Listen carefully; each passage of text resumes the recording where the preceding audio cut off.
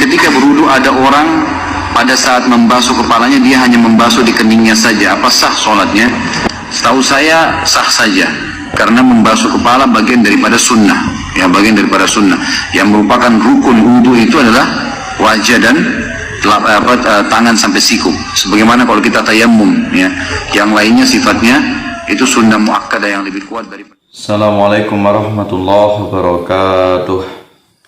Alhamdulillah wa kafa wa usalli wa usallimu ala sayyidina Muhammadin al-Mustafa wa ala alihi wa ashabihi ahli sidqi wa lafa. Asyhadu an la ilaha illallah wahdahu la syarika lah wa asyhadu anna Muhammadan abduhu wa rasuluh. Allahumma shalli ala sayyidina Muhammad wa ala ali sayyidina Muhammad.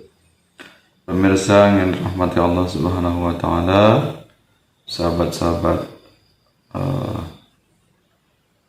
dimanapun Anda berada, mudah-mudahan Anda semuanya, para alim, para ulama, asatidz wal asatidah, sahabat-sahabat aswaja, selalu dalam lindungan Allah Subhanahu wa taala. Segala aktivitasnya diberikan kelancaran, Anda semuanya diberikan oleh Allah berupa rezeki yang halal dan thayyibah wal barakah.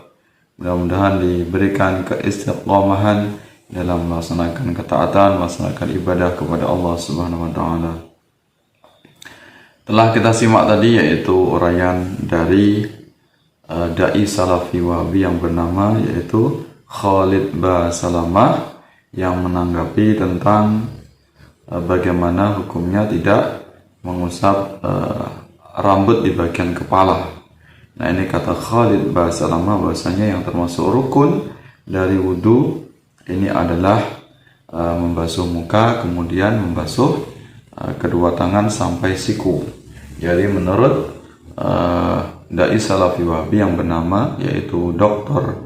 Khalid Basalamah, ini beliau menyatakan bahwasanya rukun wudu itu sebagaimana tayamum. Ya, sebagaimana tayamum, yaitu berarti yang dibasuh atau yang diusap. Ya, kita tahu tayamum ini menggunakan debu atau menggunakan tanah, yang diusap ini hanya muka dengan kedua tangan, ya, kedua tangan sampai siku. Nah, ini akan kita kritisi bahwasanya apa yang disampaikan oleh Khalid Basalamah ini sangat bertentangan dengan Al-Quran dan Sunnah, termasuk juga bertentangan dengan ulama madhab, ya, ulama madhab manapun, yaitu mazahibul arba'ah. 4 madhab ini ternyata sangat tidak sesuai tentang rukun wudu yang disampaikan oleh Khalid Basalamah.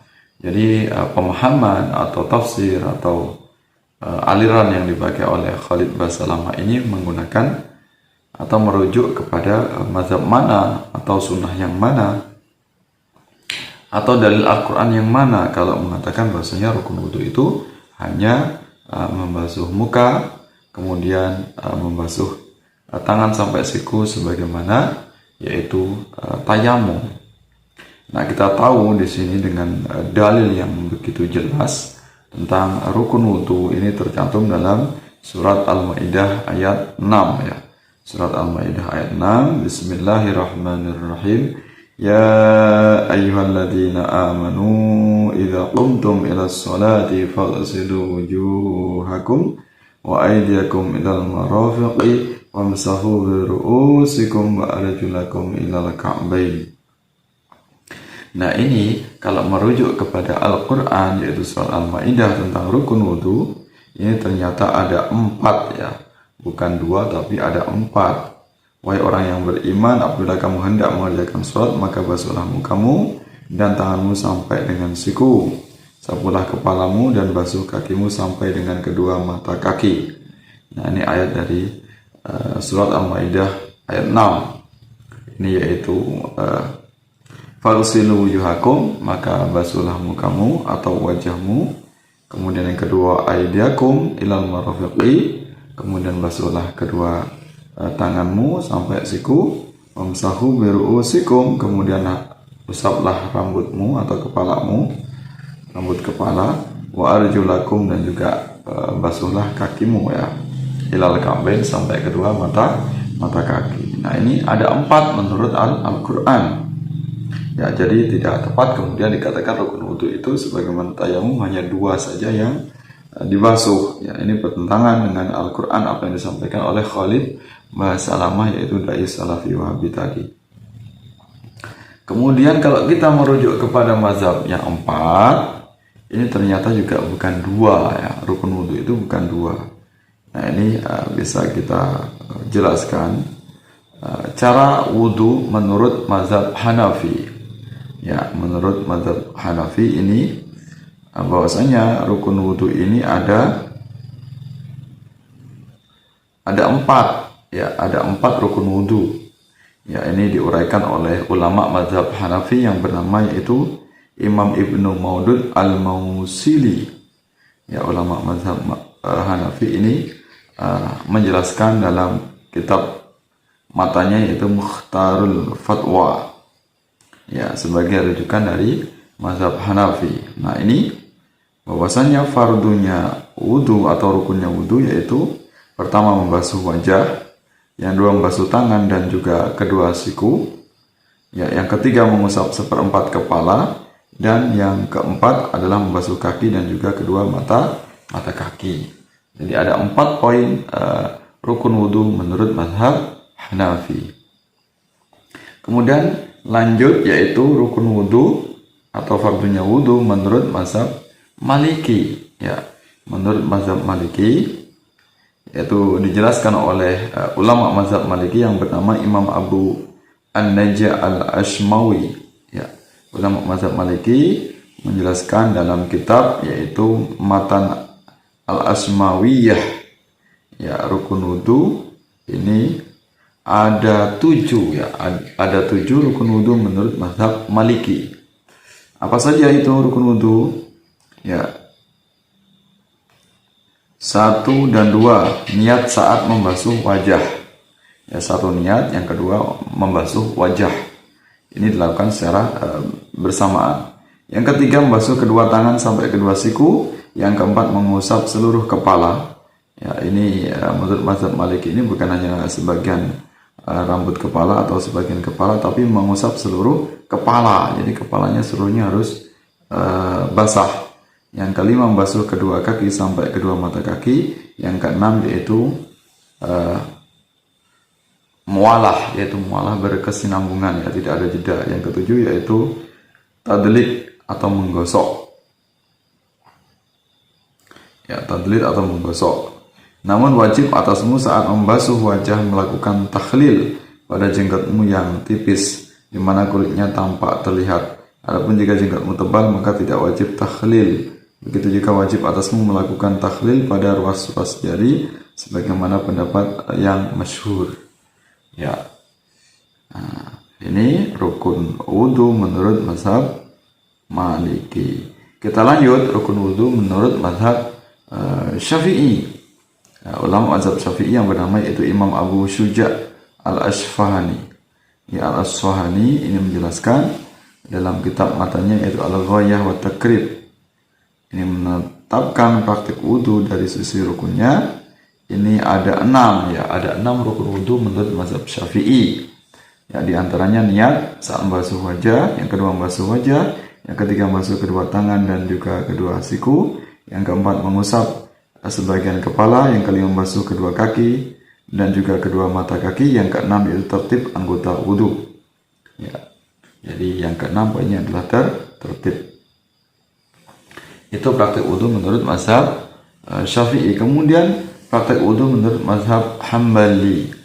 Ya, nah ini ulama mazhab Hambali bernama Imam Mar'i bin Yusuf Al-Karmi.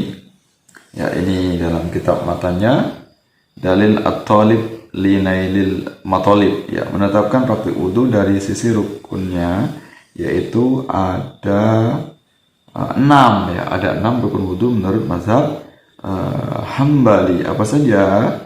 Membasuh wajah termasuk madoh dan istinsyaq, ya, membasuh kedua tangan dan juga kedua siku. Yang ketiga mengusap seluruh kepala termasuk kedua telinga. Yang keempat membasuh kedua kaki dan juga kedua mata kaki. Yang kelima tertib, dan yang keenam yaitu mualah atau terus-menerus, tidak ada jeda, berkesinambungan. Jadi 6 poin rukun wudu menurut mazhab Hambali. Nah ini jadi tidak ada dalilnya atau tidak ada sebabnya, sangat tidak beralasan kalau kemudian rukun wudu ini hanya dua sebagaimana disampaikan oleh Khalid Basalamah. Ini kalau kita mengambil jalan tengah dari rukun wudu menurut 4 mazhab yang disepakati, yang disepakati oleh 4 mazhab ini, paling tidak kita merujuk kepada surat Al-Maidah ayat 6 tadi, yaitu membasuh muka, kemudian membasuh kedua tangan sampai siku, yang ketiga yaitu mengusap rambut, keempat yaitu membasuh kaki sampai mata kaki. Nah ini paling tidak kesemangatan dari 4 mazhab Hanafi, Maliki, Syafi'i, dan Hambali. Ini paling tidak ada 4 yang harus kita basuh, ya. Ada 4 bagian yang itu menjadi kesepakatan para ulama, ya.